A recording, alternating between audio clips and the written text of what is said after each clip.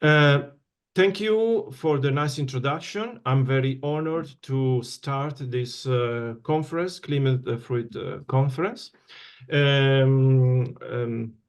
I work for the University of Bolzano. We are in the northeast of Italy, at the border of the Mediterranean basin. And together with my colleagues, we have started since a couple of years a project on the evaluation of sustainability of wines from disease-resistant grape varieties. This is a multidisciplinary project in which we have involved Professor Federica Vigano, Dottoressa Alessandra Piccoli, who are sociologists and economists. Then we have engineers like Guido Orzes and Pasqualina Sacco. We have an agricultural chemist, Stefano Cesco. We have wine analysts, Eduardo Longo, Adriana Ceci, and Gavin Duley. Me, myself, I'm a food technologist and working with the evaluation of the quality of the wines using high-resolution techniques. I hope I can move. Can you see the second slide? Yes, I guess. Yes, it's okay. Okay, sorry. If we have to give some very practical solutions to farmers, the first question is, what is the challenge for the farmer in an area such the Alpine area, which is also a viticultural area?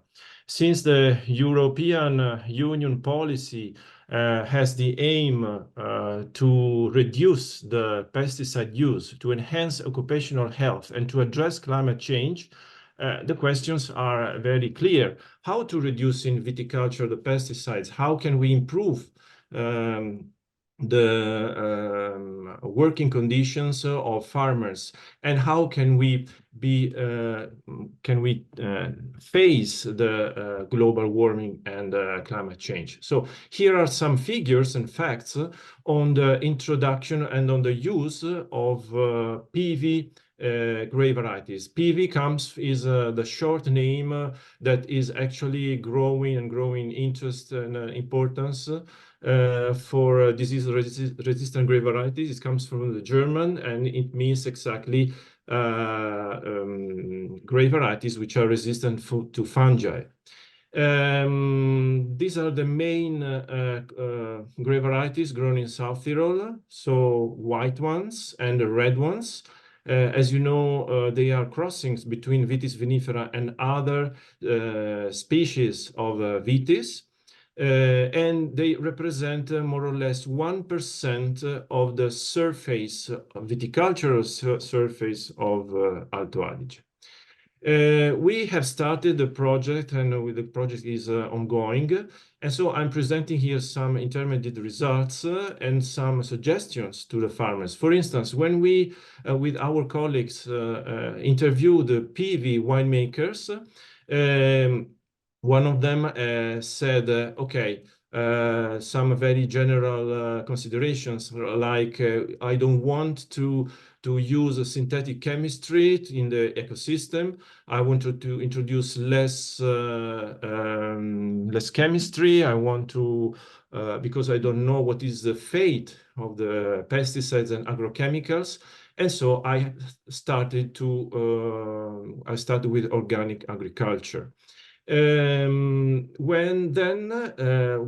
he decided to grow resistant grape varieties, it's because firstly he decided to switch to organic, and then he finally found that these grape varieties are more suitable for mountain environments. So the point is that for farmers that live in the Alpine area, live in very difficult and challenging environments with problems related to logistics, difficulties in managing also the labor, and also finding the manpower is very difficult for these families. So PV, since the wines, PV grapes, since they needs less manpower, less effort, they are much more easy to manage by a family which lives in these areas,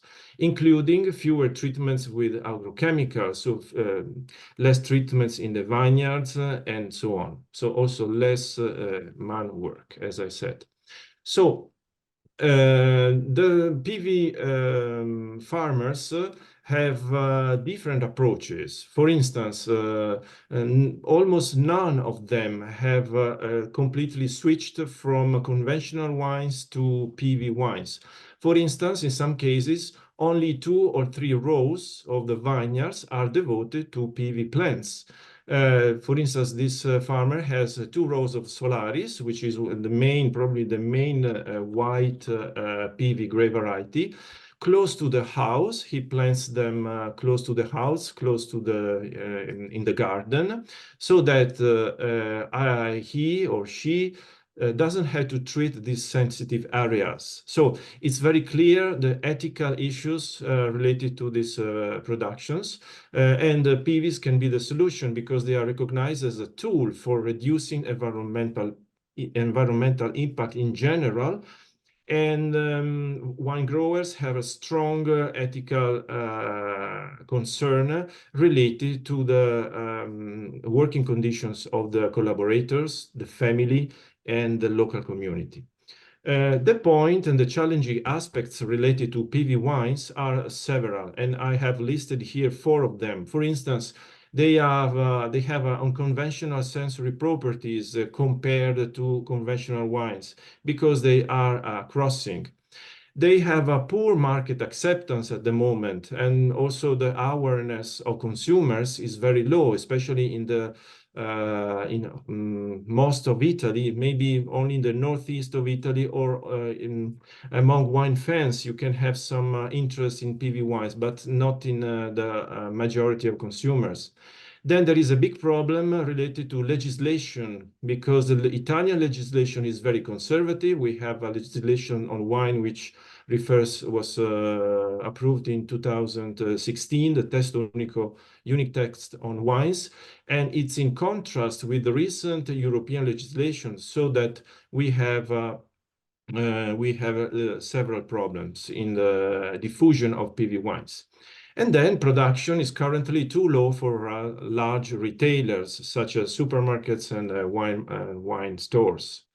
So the idea for the farmers is to use a step-by-step approach. So we are waiting, we are expecting that the legislations will change and will approve the introduction of PV wines, not only for table wines and not only for geographical protected indications, but also PGI, not only for PGI, but also for appellation of origins wines. That is the next step.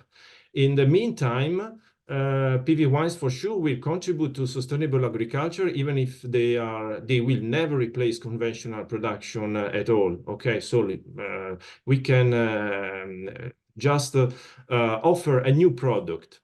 We need to promote awareness among food and wine fans, for instance, in gastronomy.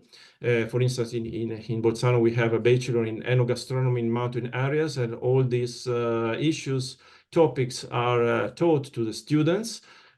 Competitions and events on PV wines are important as events to disseminate this information. And for the farmers, for sure, be informed on new PV grape varieties that are released both by research institutes and private companies with improved characteristics of, for instance, sensory characteristics, tolerances, and shelf life of the wines. Well, this was my last slide. Thank you for your attention. This is my email address, and this is the website where we are putting all the material of the project, which will end in 1 year from now. Thank you very much.